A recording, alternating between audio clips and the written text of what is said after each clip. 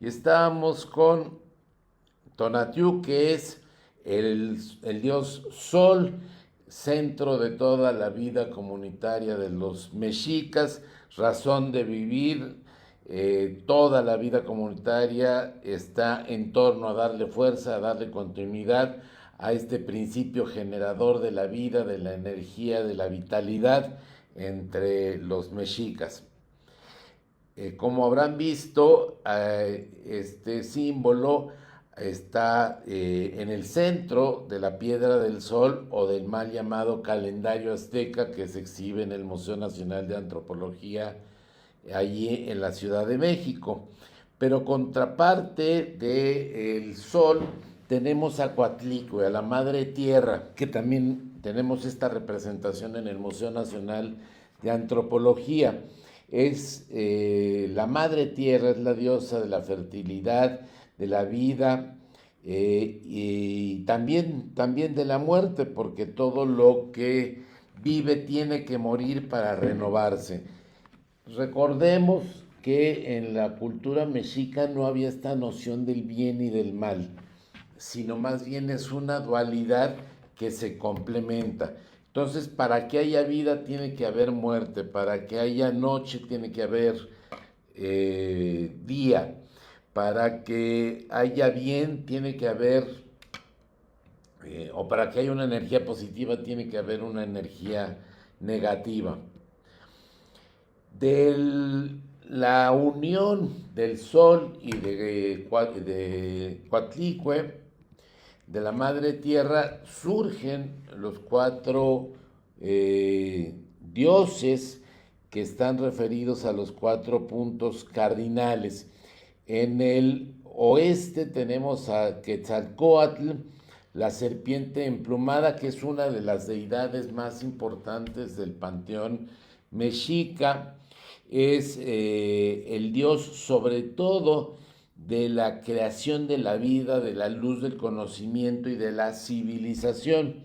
La creencia de los mexicas es que Quetzalcóatl fue por los huesos de los muertos a el Mictlán, los inseminó y de ahí surgió el quinto sol, de ahí volvió a surgir la vida, de la colaboración o de la aportación de Quetzalcóatl sobre los huesos que permanecían en el Mictlán. Pero Quetzalcóatl tiene una contraparte, una fuerza que se le opone, que es Tezcatlipoca, espejo humeante, brillante o reluciente. Se le representa siempre con un espejo. ¿Y por qué un espejo? Porque la misión de Tezcatlipoca es hacer que Quetzalcóatl, lejos de estar pensando en el espíritu, se haga consciente de su humanidad y con eso sea derrotado. Entonces, cuando logra Tezcatlipoca que Quetzalcóatl se refleje en ese espejo humeante, lo hará consciente de su humanidad y estará perdido, digamos, espiritualmente. Esta lucha se da constantemente, por eso son partes complementarias. Tezcatlipoca es el dios que rige el norte y su color es el negro. Y hacia el sur tenemos a Huitzilopochtli, que es el dios del sol, de la guerra, de las tácticas bélicas. Él es quien se encarga de llevar, de acompañar a las almas que han trascendido espiritualmente a nutrir al sol. Existe la creencia o la cosmovisión de los grupos mexicas de que las almas tienen que liberarse de la materia, tienen que hacerla a un lado y hacer volar su espíritu. Esto sobre todo en un pueblo guerrero, en un pueblo que tiene que alimentar constantemente al sol con sangre, con espíritus que hayan trascendido la humanidad, esto se premia o es más notable o distingue a las personas que murieron a causa de la guerra, que están entregando su vida a una causa superior, y esto libera su espíritu y los hace acompañar, nutrir al sol en su vida. Pero curiosamente también quienes acompañan este viaje o esta nutrición al sol, guiado por Huitzilopochtli, son las mujeres que murieron durante el parto. También se les considera unas guerreras. La particularidad de los guerreros, de las mujeres embarazadas que murieron durante el parto y que acompañan en su camino al sol, a Huitzilopochtli, es que esto sucede durante 4 años, y terminado este ciclo de 4 años se transforman en colibrís y pueden estar libando la miel de las flores. Es decir, son quienes tienen alguna oportunidad de lo que podríamos entender como renacimiento. Huitzilopochtli está en el sur y su color es el azul. Y por último, en el este tenemos a Xipe Totec, que es el señor desollado, y que es una imagen muy fuerte para nosotros ver a una calaca con la piel sobrepuesta, pues es una imagen muy fuerte. Sin embargo, lo que representa esta piel, este descarnamiento, es precisamente esta renovación, este cambio. Por eso Xipe Totec es el dios de la muerte, de la resurrección. Representa sí la muerte de lo viejo, pero también el principio de la renovación. Por eso sus símbolos son la juventud, la aurora, el maíz tierno. Vamos un poco más con esto de Huitzilopochtli, que como les comentaba, pues es el dios principal, uno de los dioses principales del panteón mexica, junto con Quetzalcóatl y también con Tlaloc, que cumple una función muy interesante, la serpiente emplumada.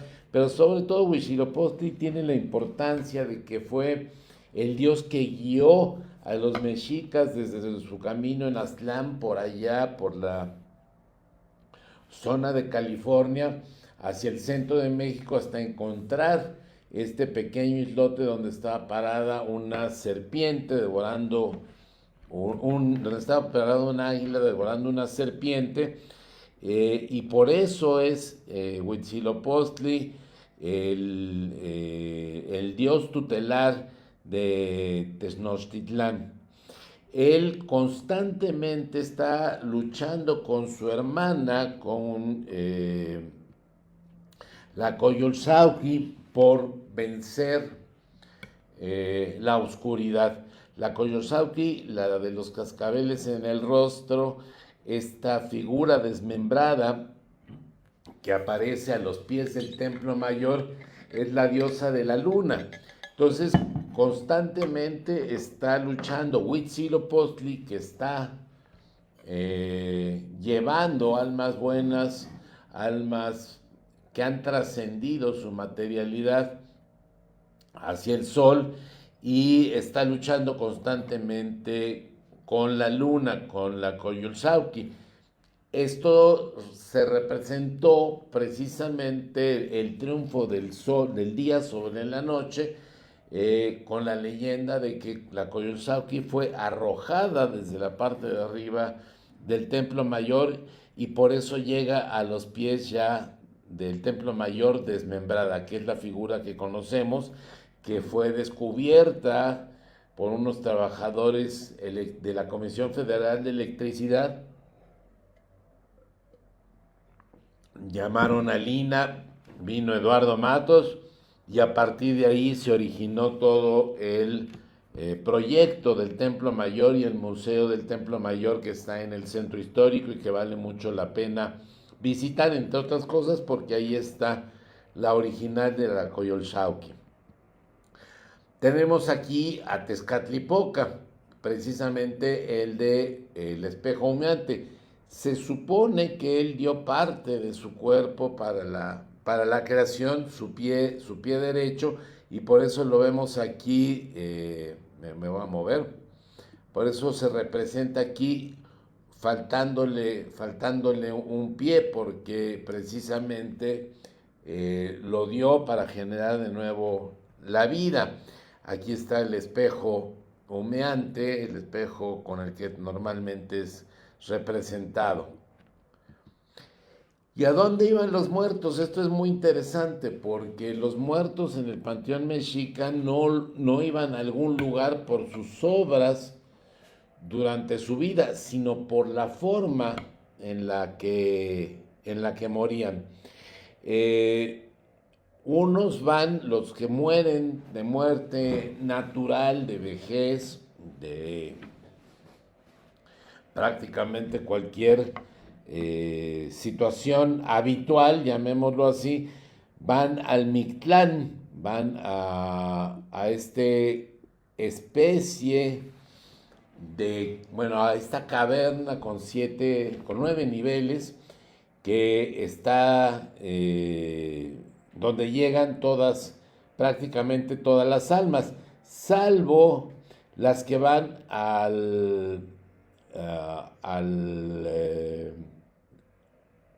con Huitzilopochtli, que ya comentamos, que son las que lo acompañan en su viaje diario hacia el sol y después de 4 ciclos se convierten en colibrís.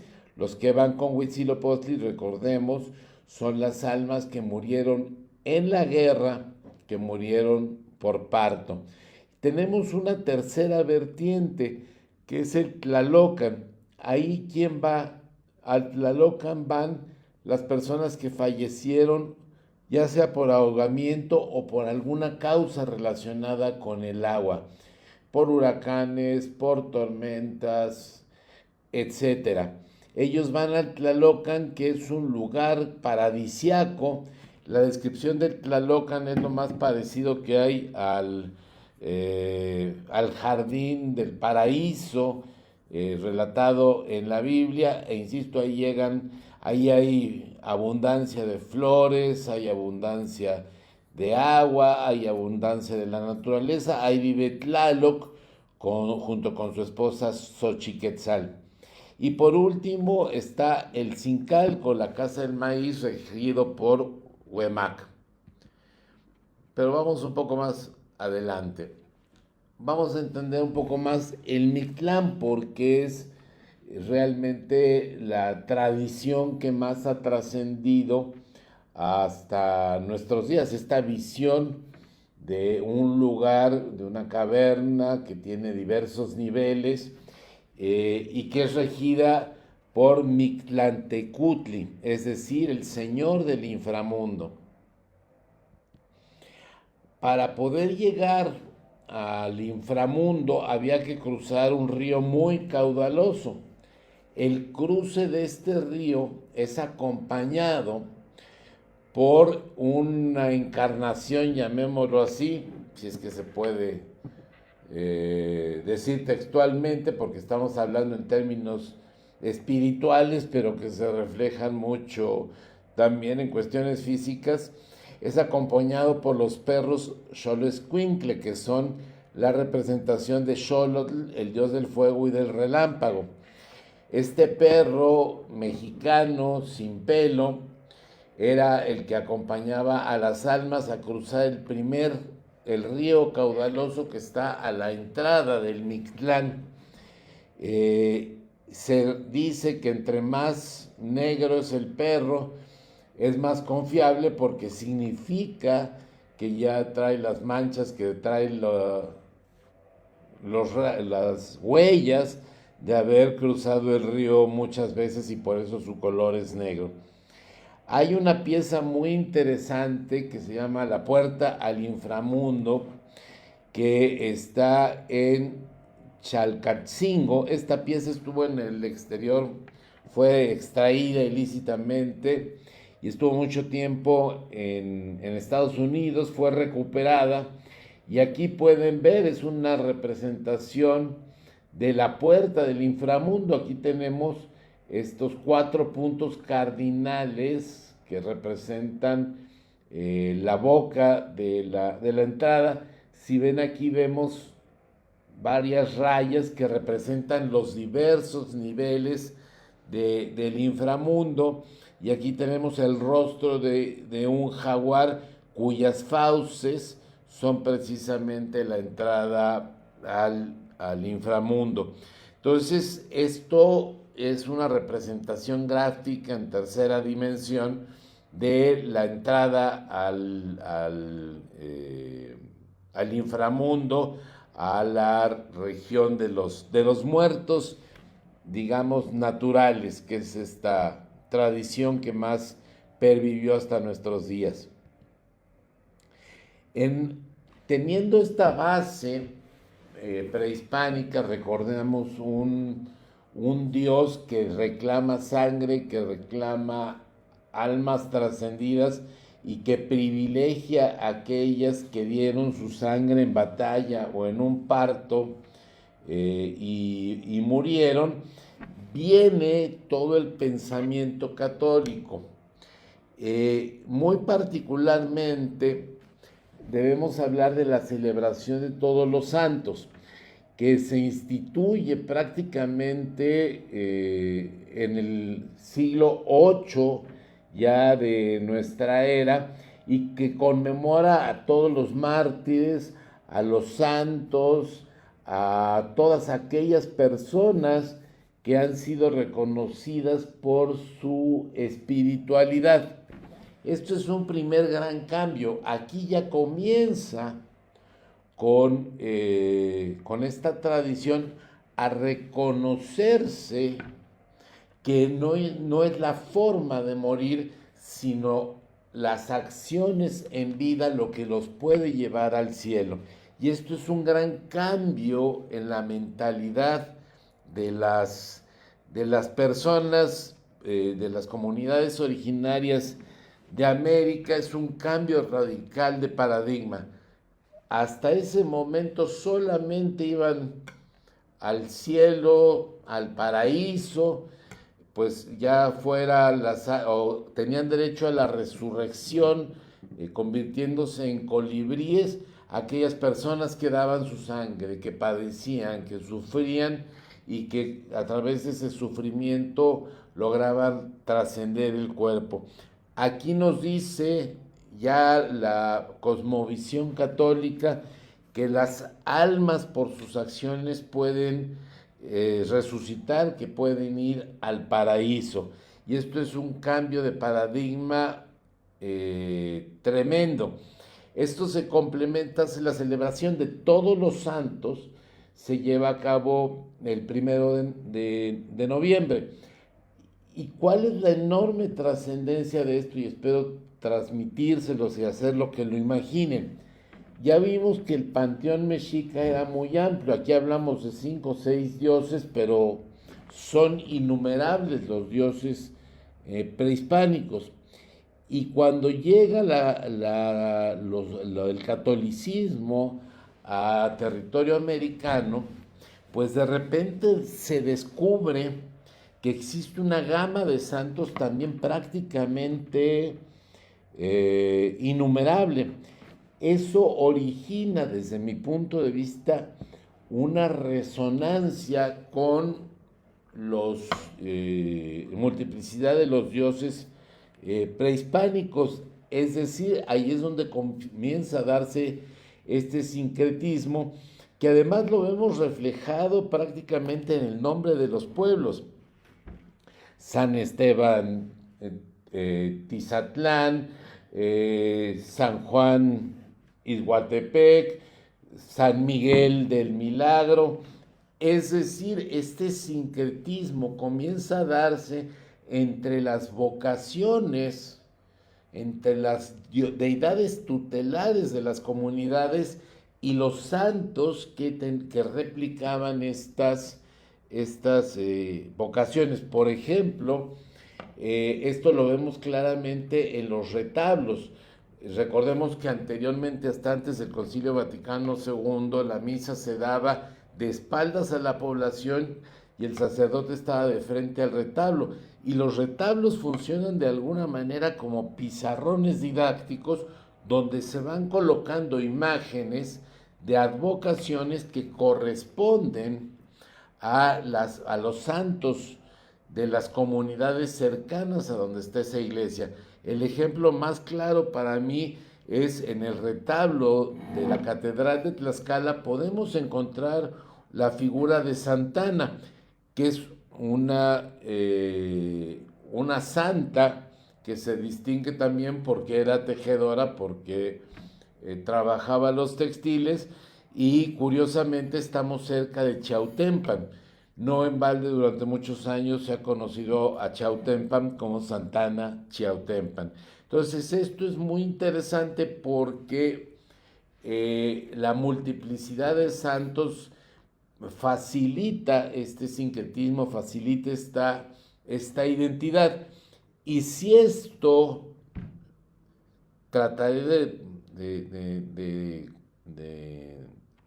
transmitir la fuerza que tiene, si además en la cosmovisión prehispánica la sangre, entregar la sangre como signo de trascendencia de la materialidad para que viva el sol, es la causa por la cual se puede acceder a la resurrección y al paraíso, pues la noticia de que Cristo ya había dado por su sangre por todas las personas y que con esa acción ahora todos, no solo los guerreros, podían acceder al paraíso, pues se convirtió en un cambio de paradigma muy interesante y muy atractivo para toda la población.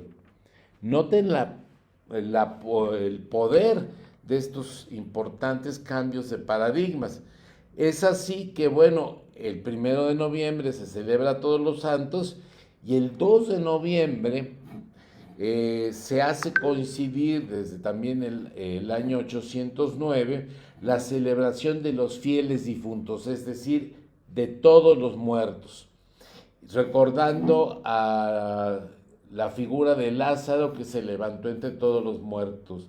Es decir, la celebración nos recuerda que si bien somos polvo, gracias a la intercesión de Cristo y que Él dio su sangre para la salvación y su cuerpo para la salvación de todas las personas, pues eso asegura la resurrección y la vida eterna. Entonces esto es un tremendo cambio de paradigma, pero que se vuelve muy atractivo porque ya las comunidades originarias no tienen que esperar a sufrir, a dar su sangre, a morir trágicamente para tener esperanza de la vida eterna, sino ya la pueden lograr gracias a la intercesión de Cristo. Esta síntesis, este encuentro cultural se vuelve un cambio de mentalidad fundamental para los siguientes siglos, pues finalmente es lo que constituye ya el espíritu de lo que primero sería Nueva España y a partir de la independencia sería México. Estas dos son las fechas oficiales, el 1 y el 2 de noviembre. El 1 se celebra a Todos los Santos y el 2 de noviembre a todos los fieles difuntos. Sin embargo, ya la práctica comunitaria ha establecido otras fechas. La más reciente es la del 27 de octubre, que con toda esta tendencia que tenemos actualmente de cuidar a los animalitos, especialmente a los perros, a los gatos, ya que los llaman perrijos o gatijos, bueno, se ha comenzado a celebrar el 27 de octubre y se coloca ofrendas con imágenes de los perros, de los gatos. Nótese, esto es una celebración a las mascotas, no es la figura de el Xoloscuincle que desde hace muchos años acompaña ya a las ofrendas. El 28 de octubre se conmemora, se abren las ofrendas de los muertos en accidente o por violencia, es decir, se conmemoran a ellos. No quiere decir que esa sea la causa de su salvación, sino que se les recuerda especialmente ese día en razón de la forma en la que murieron. El 29 de octubre llegan las almas de los ahogados. Hasta aquí, el 28 y 29 de octubre, sobre todo, y bueno, después el primero y el 2, pero debemos hacer mención el 28 y 29, se conmemora a las personas que murieron en accidente o que murieron ahogados durante el año inmediato anterior a la celebración, es decir, son los muertos nuevos. A eso se les colocan ofrendas especiales. En el caso de Huaquechula tenemos los altares, se crean estos altares y precisamente el altar se abre a la visita pública en estos días que estamos señalando. Ya después del primer año de fallecimiento se les conmemora de manera habitual en la ofrenda general, que es la que se abre el primero y el 2 de noviembre.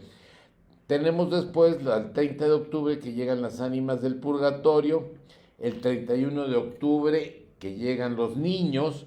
Normalmente cuando lo que decimos llegar es que alrededor de las 12, de las 2 de la tarde, suenan las campanas de la parroquia, de la iglesia de la localidad, y la gente sale a la punta, digamos, del camino de pétalos de Cempasúchil con incienso a recibir, o con copal, a recibir a sus muertos, y los acompaña hasta donde ya está colocada la ofrenda.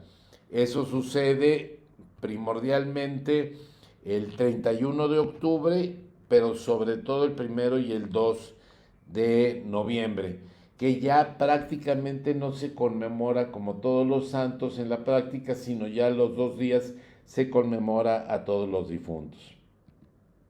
Si tienen alguna pregunta, por favor pónganla ahí en Facebook y me la transmitirán aquí para poder darle respuesta si es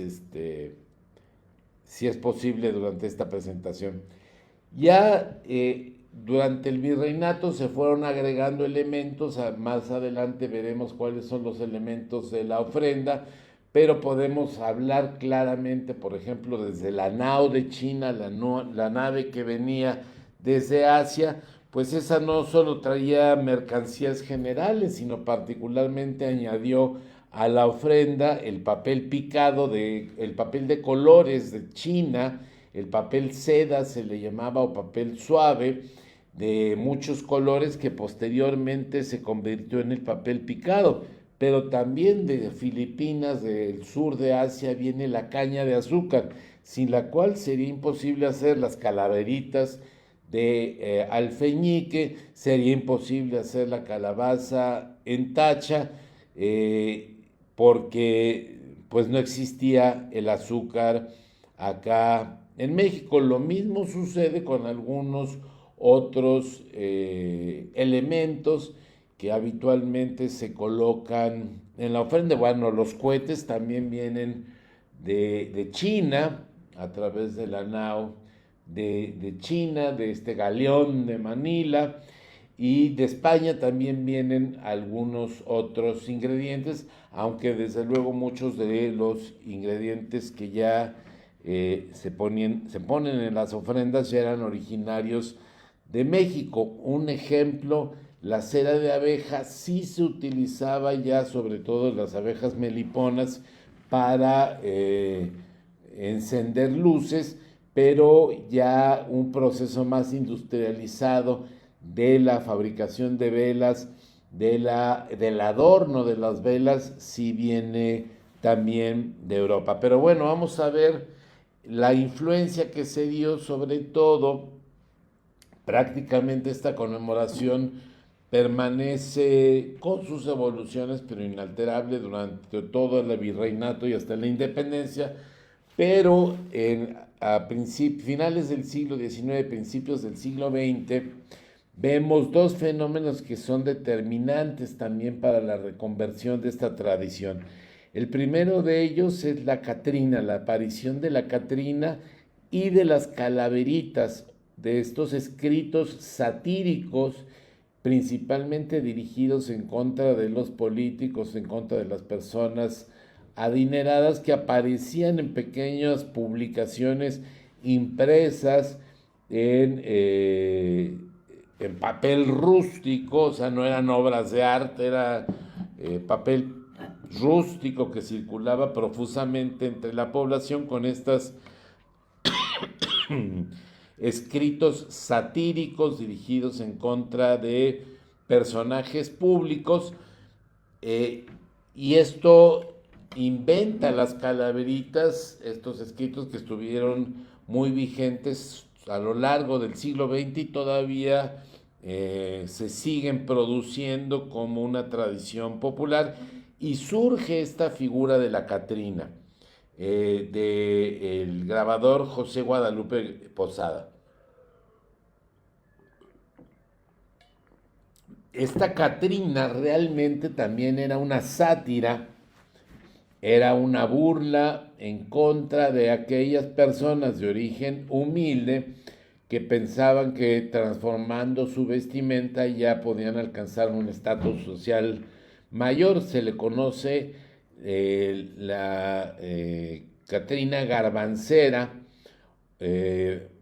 haciendo alusión a esto. O sea, sí es Catrina, pero realmente es de una clase social baja.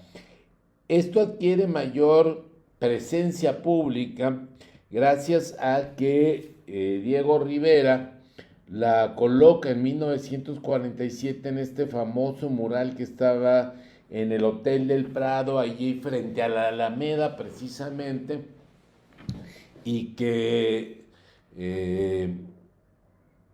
se derrumbó. El Hotel del Prado se afectó gravemente en los temblores del 85 y ese mural fue retirado y fue colocado en la parte de enfrente, en lo que hoy se llama precisamente el Museo del Mural de Diego Rivera.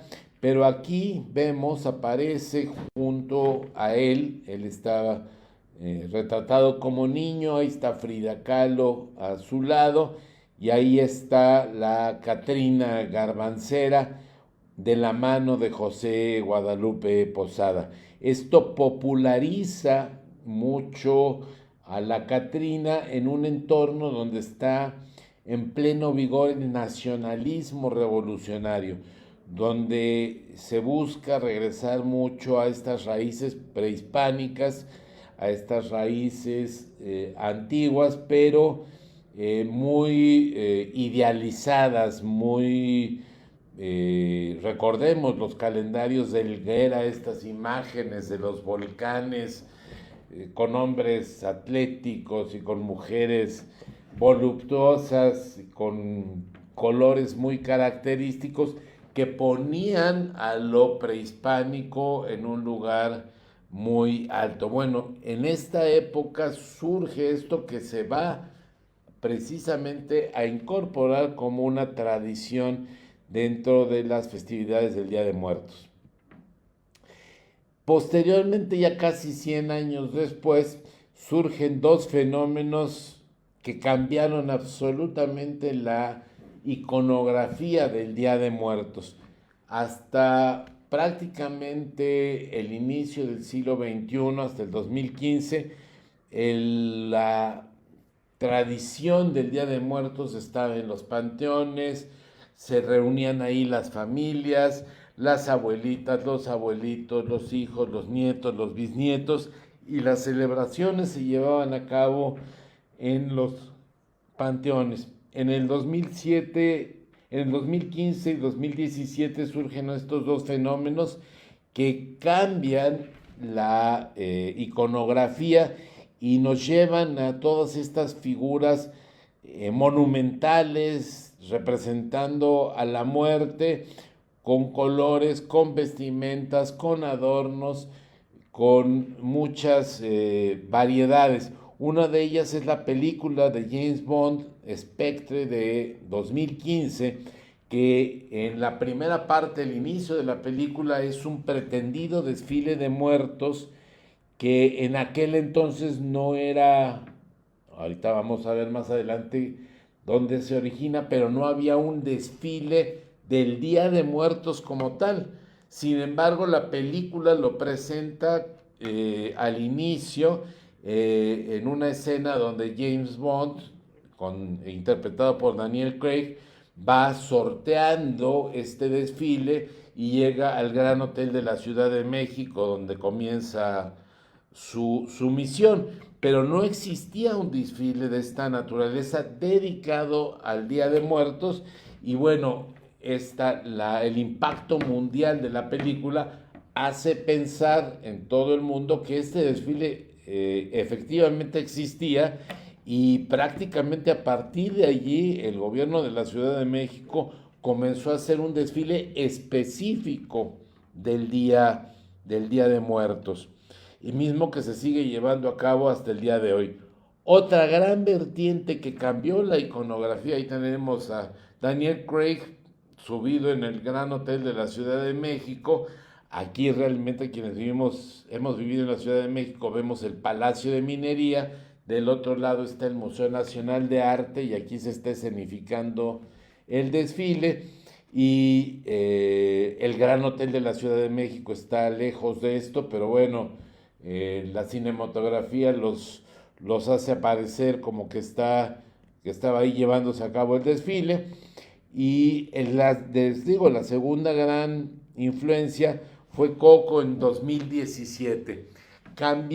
No cambia, sino retoma el color, las formas tradicionales. Es una película que se distingue mucho por una amplia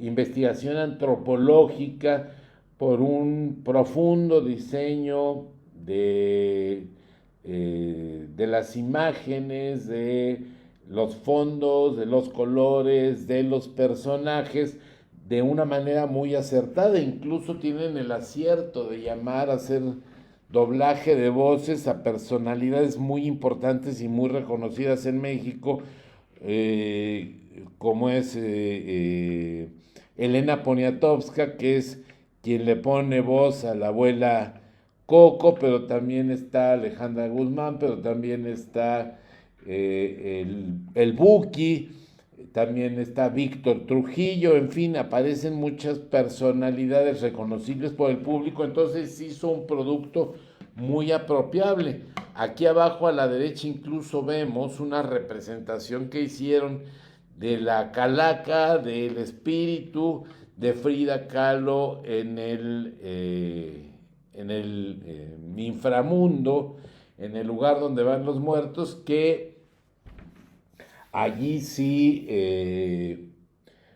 la única crítica que yo hago a esta película es que el cielo se representa como un lugar donde se tienen merecimientos distintos a partir de la fama, de los likes que va ganando la gente, y esto pues rompe mucho con la tradición mexicana. Pero la película en sí es muy interesante. Sin embargo, estas dos influencias internacionales del 2015 y del 2017 tienen un origen, un antecedente muy importante, que es otra vez ya se atoró esto, no. Bueno, aquí tenemos la última escena de Coco. Si ven, los colores son impresionantes, y cómo se captura la esencia de una ofrenda de muertos. Pero antes de todo esto, ya en México en la Ciudad de México se llevaba a cabo un desfile de alebrijes organizado por el Museo de Arte Popular, donde, si vemos, este desfile se organiza con el propósito de recuperar la tradición de la cartonería en México. Un ejemplo clásico de las cartonerías en México es las piñatas, los judas, estas figuras también de cartón que se queman el sábado de gloria. Es decir, ya había esta tradición en México, estaba un poco opacada, estaba un poco dormida. El Museo de Arte Popular la revitaliza, cuyo director es Walter Westerly, hizo un trabajo estupendo de fomento, de recuperación con los cartoneros, y desde el 2008 se comienzan a hacer estos desfiles de alebrijes, no de Día de Muertos, sino de alebrijes. Se realizan en octubre, donde se reproducen con cartón estas figuras imaginarias que anteriormente se hacían a escala pequeña, entallado en madera o también en cartonería. Bueno, los lleva a la esfera monumental y se organiza un desfile por todo lo que es Avenida Juárez frente a la Alameda. Esto va prosperando y la realidad es que las personas que participan en este desfile, pues fueron después contratadas por la película de James Bond para hacer las figuras monumentales. Es decir, el origen del desfile o la iconografía que aparece en el desfile de James Bond tiene su origen en la cartonería mexicana, que fue fortalecida, que fue promovida desde el 2008 a través del Museo de Arte Popular. Que las ofrendas actualmente, vamos a ver muy rápidamente los elementos de las ofrendas. Tenemos que en las ofrendas tiene que haber fotografías para recordar físicamente, visualmente a la persona a la que está dedicada la ofrenda. El agua, como que cumple dos funciones: calmar la sed de los muertos, pero recordemos también su simbolismo como el agua del bautismo, como elemento purificador. La sal, que también cumple esta función purificadora. Las velas, que iluminan el camino de los muertos. El copal, que es una fragancia que resulta agradable a los fallecidos y que los orienta hacia donde está la ofrenda. Las flores como adorno, pero también como recuerdo de lo bello, pero de lo efímero. El papel picado, que ya comentamos que tiene su origen en China, en este papel suave, es papel seda de colores. El pan de muerto, que tiene su origen, sí, primero en el maíz, pero después se elabora con trigo traído de Europa y con esencia de azahar, que también los cítricos provienen de Europa, y que tiene función sí alimenticia, pero sobre todo el pan de muerto, recordar un poco el cuerpo de Cristo, la comunión. Las calaveritas de azúcar, que también recordemos que el azúcar es el que viene de Asia. El xoloscuincle, hay una representación, puede ser una figura de un perro, que es el que ayuda a cruzar a las almas el río caudaloso de entrada al Mictlán.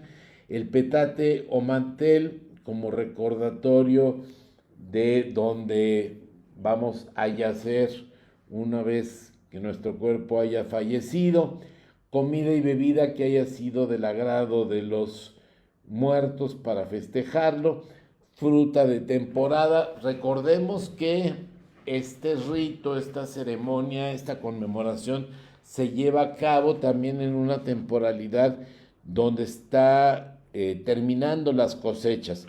Por eso es que tenemos todas estas variedad de frutas, de verduras de temporada, que nos recuerdan también la temporalidad de la cosecha, que de alguna manera la cosecha, el levantar los frutos de la tierra, pues es también darle fin a un ciclo de vida de la planta y el inicio del renacimiento, perdón.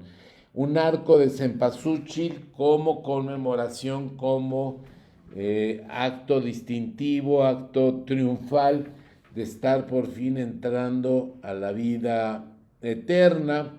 El camino de pétalos de hoja de flor de cempasúchil para orientar el camino de entrada a la ofrenda, la cruz de madera para recordar a Jesús y obviamente imágenes sagradas, generalmente aquel santo del cual fuera el difunto devoto. Aquí tenemos muestra de algunas ofrendas que hemos tomado en nuestras visitas a los panteones en esta temporalidad. Aquí lo que me interesa destacar, bueno, que vean ustedes los elementos de las ofrendas en la realidad, pero sobre todo que observen la participación comunitaria, cómo está allí presente, colocando las ofrendas, acomodando, rezando, cantando, en muchos casos brindando con el propio difunto, pero están presentes madres, padres, hijos, abuelos, nietos, bisnietos en esta celebración. Aquí vemos, por ejemplo, esta es una celebración de Muerto Nuevo y se llevan incluso al panteón las canastas, los alimentos que los visitantes al velorio llevaron durante el velorio a la familia, y bueno, todos estos alimentos que estaban dedicados a la persona recién fallecida son llevados también al panteón. Aquí tenemos el copal, estas clásicas copas de barro donde se coloca. Y bueno, pues esta imagen sintetiza, desde mi punto de vista, todo lo que significa una ofrenda. Es un recuerdo, es una conmemoración, es un volver a estar en contacto con el ser querido, y para eso se vale poner todos aquellos elementos que lo recuerden, que nos hagan vibrar esa fibra sensible.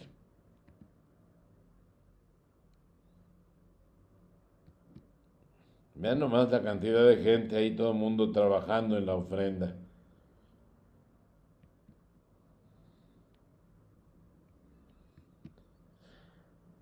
Ahora, ¿cuáles son las innovaciones? Bueno, a partir de Coco, a partir del desfile de alebrijes, a partir de la película de James Bond, pues hemos visto surgir otra forma de convivencia, otra forma de conmemoración, que son estas grandes catrinas monumentales que ahora están tan de moda poner en los pueblitos, en los pueblos mágicos.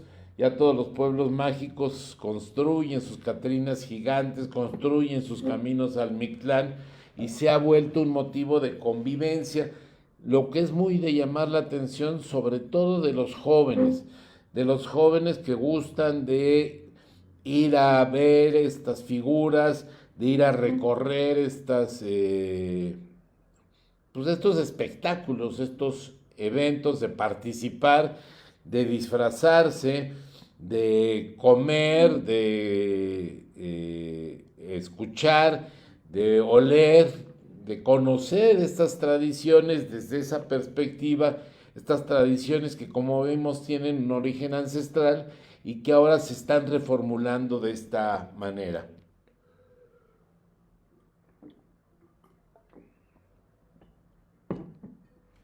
Con figuras llenas de color, de adornos, de diseños que se colocan por calles, se colocan en espacios cerrados y que, bueno, motivan una convivencia muy amplia de la sociedad. Se sigue llevando a cabo en los panteones, desde luego, pero ya también estas celebraciones pues han ampliado la visibilidad de la fiesta de muertos. Es clásico ahora que los jóvenes, los niños, se pintan con los más diversos estilos.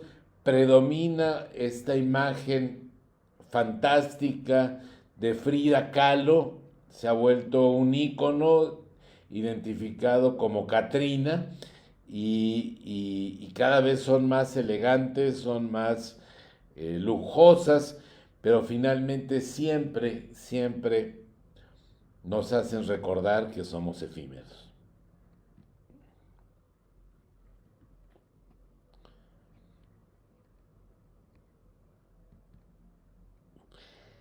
Y esto es patrimonio cultural inmaterial porque recordemos que la Convención 2003 nos dice que se entiende por patrimonio cultural inmaterial los usos, representaciones, expresiones, conocimientos y técnicas que las comunidades, los grupos y en algunos casos los individuos reconocen como parte integrante de su patrimonio. Es evidente que todo este patrimonio por la práctica es reconocido por las comunidades prácticamente en todo en México. Estas prácticas, estas tradiciones, estas costumbres se transmiten de generación en generación y son reconstruidas, regeneradas constantemente.